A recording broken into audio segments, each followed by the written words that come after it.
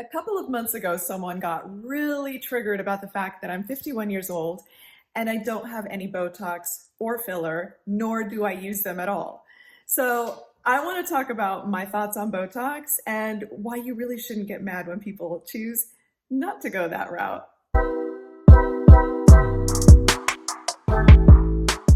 Hi, and welcome back to my channel. If you're new here, my name is Marima, and I am a 51-year-old former model, mother of two, health and wellness and natural skincare, natural aging advocate. I'm also a writer and a relocation consultant, so juggler of many things.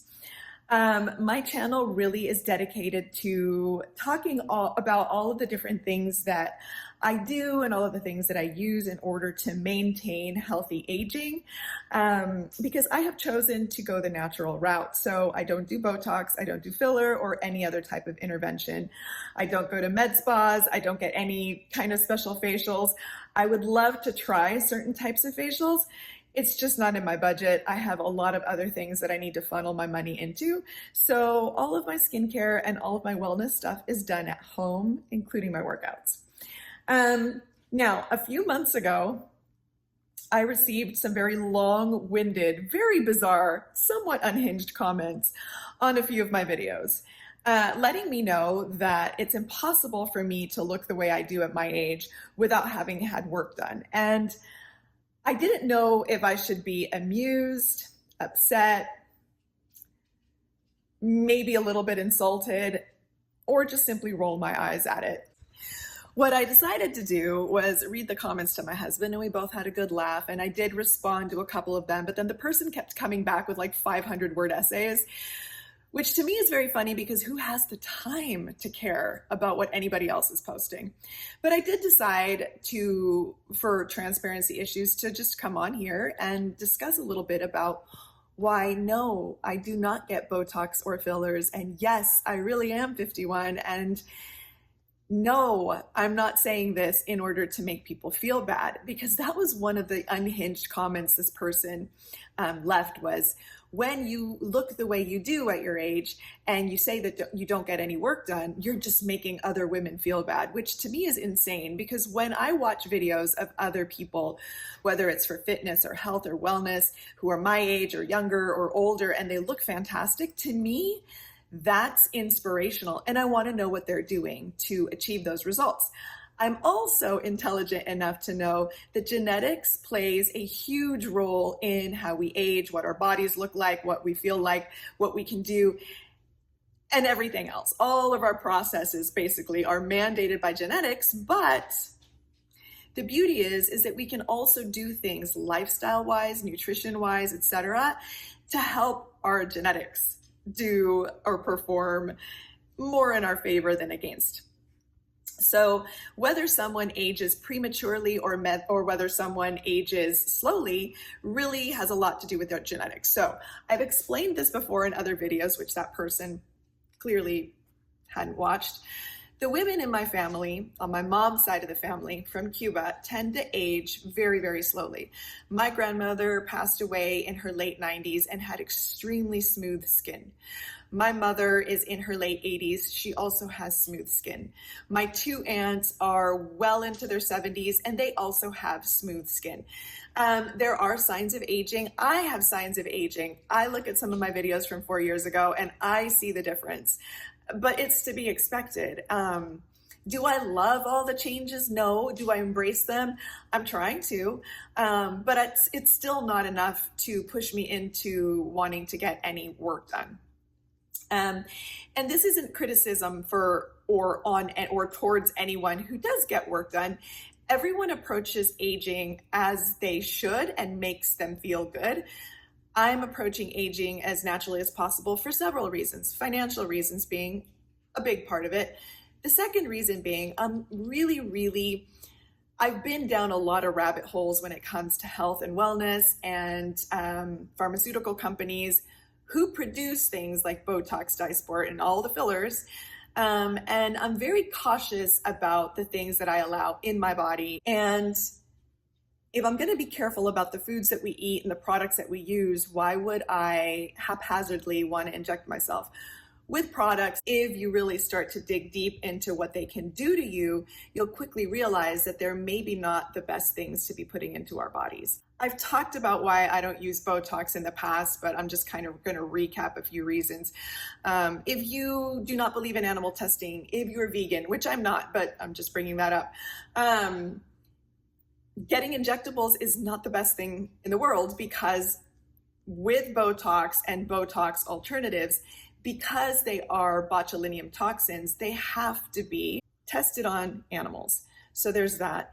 I also know that even though these products were purported to just kind of absorb or be released by your bodies, findings now show that they actually don't leave your body and migrate into other parts of your biological ecosystem. So they have found filler migrating into lymph nodes, and Botox having some effect on the vagus nerve. And these are just things that I don't want to play with. Same with botulinum toxin having some effects on thyroid function. I have a family history of thyroid issues. So these are not things that I want to play with in order to look a certain way. I'm also not a fan of funneling money into an industry that preys on creating perpetual, lifelong clients. The way that injectables, by injectables, I mean things like Botox and fillers, and whatever their derivatives may be. I'm not a fan of how they prey on really young women. We're seeing girls now 18, 19 getting Botox, telling them that these products are preventative. The sad reality is the younger you start using these products, the older you look prematurely. So the effects are different. Now, older women who get injectables and they do it for preventative reasons tend to have a better result in kind of preventing deep lines and wrinkles. But really young women have no business doing this to their faces. Not to mention the fact that this stuff is accumulating in their bodies, and the earlier they start using it, the more accumulation there is. There are also studies that show that using these products repeatedly can cause you to kind of grow immune to them. So then you're going in more often and getting more injected. And then on top of that, like I've mentioned before, you just really don't know what the lifelong effects are of these products when used long term. So the earlier you're using them, the more damage you could be causing your body. And there are many other accounts on social media that talk about the adverse reactions that people have been getting from these injections. So do a lot of people have adverse reactions? Maybe not, but enough people are having these reactions to make it something that you really should think twice about using. And then I also have an 18-year-old daughter who is more than exposed to the social media flossed over, filtered over highlight reels of what women should look like.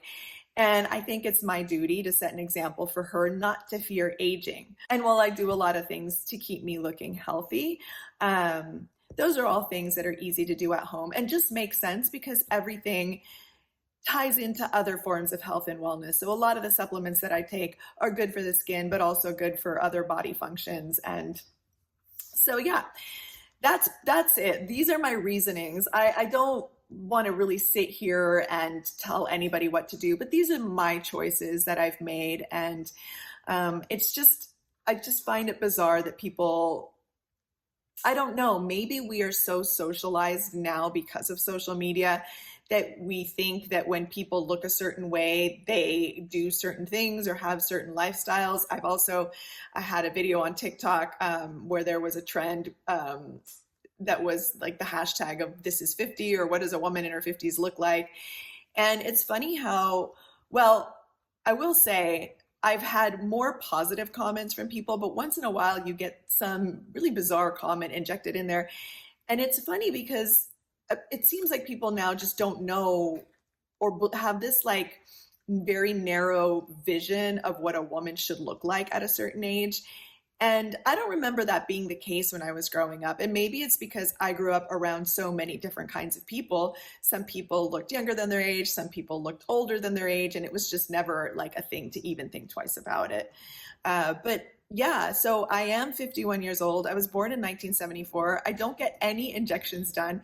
My face is definitely, not where it used to be a few years ago. I've lost some of that baby fat that just keeps things really nice and lifted. The skin around my eyes has softened. I don't have crow's feet lines unless I smile. I do have full movement of my forehead because I don't have anything injected into it. I've had people ask me, like, how do I not have 11s?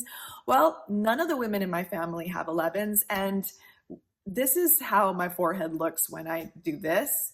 We just don't make that like very specific two line. I'm gonna end up drawing lines with my nail on our forehead. This is just how we are. And I don't know, I mean, I can't help that. What it does cause me to have is kind of a little bit of a divot in the middle of my forehead that I didn't have before. But here I am pointing out all of my flaws, which is whatever. I don't really care. This is what I see in the mirror every day. But for someone to like send me essay after essay after essay saying you 100% have had Botox. No, I haven't had Botox or anything else. Like my forehead this is how it is. I do things that help along with that genetic component. So I can't help my genetics, but I can do things that kind of keep things moving in the right direction. And the things that I've shared already have helped others move in the right direction. And I'm going to keep sharing. I'm not going to talk about it in this video, but I'm going to make other videos continuing to share the things that I've learned. I'm a huge advocate of face massage, face yoga. I massage my forehead every single day in the shower. I use a gua sha often. I don't remember to use it every day, but face massage every single day. And I do think that helps a lot as well. I use frownies religiously. I love frownies. I've made several videos about them. I'll talk about them again moving forward. And that is definitely a game changer for just keeping your forehead smooth and even training you not to move your forehead a lot when you're talking, which helps to, just keep things smoother as you age. So this is a bit of a rambly video again, but this is me. I'm just going to keep my videos real unless I'm doing a specific post for a brand that wants me to add in and inject a bunch of different cool pictures and videos and stuff. I just want to keep my videos real and simple. It's what I intended to do from the beginning. Like I'm just talking to a friend, like we're all friends. And yeah, so this is what I wanted to discuss. I am not a fan of the injectables market. I am not a fan of how they are pushed towards young girls. It's not a industry that I want to support with my dollars. I do not believe that it is a healthy product in the long run. And I kind of like being a rebel when it comes to certain things. I don't know. I feel like at this point, I kind of like rebelling against what social media says everyone else is doing, because I know there are a bunch of us that aren't doing these things. We're just not that loud about it, or maybe we're just not online talking about it. But yes, you can age naturally, and yes, there are some things you can do you can't do anything to really roll back time. That's what injectables and fillers and facelifts and things are for. But you can do things to maintain your skin moving forward, and you can do things to kind of undo some damage. If you don't have like really deep furrows and wrinkles, if you want to address things like fine lines, dry skin, dull skin, sun damage, there are natural things that you can do at home. And that's the kind of stuff that I like sharing about. So if that's the kind of stuff that you want to hear about, as well as all my other stories about life in general, then this is the channel for you. So anyway, I just wanted to sit here and have a little Botox or anti-Botox for me chat. And again, if you choose to get Botox and that's the thing for you, I'm all for it. It's not the thing for me. I have my reasons why. And yeah, I'm definitely not doing it to trigger anyone. I'm just It's just a personal choice. So that's it for today. Have a great rest of your day. Please click like, subscribe, hit the notification bell. I post every other Wednesday about all kinds of rewiring adulthood topics, including rewiring the aging process. Thanks for listening to my wild rant, and I'll see you next time.